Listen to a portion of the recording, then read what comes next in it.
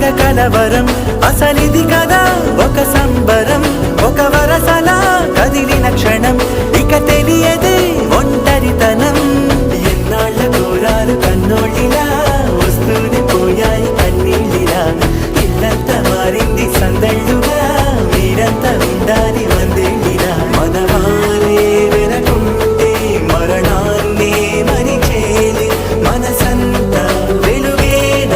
ఇక చీకటెళ్ళింది తెల్లారి నీ నవ్వుతోనే 10 మంది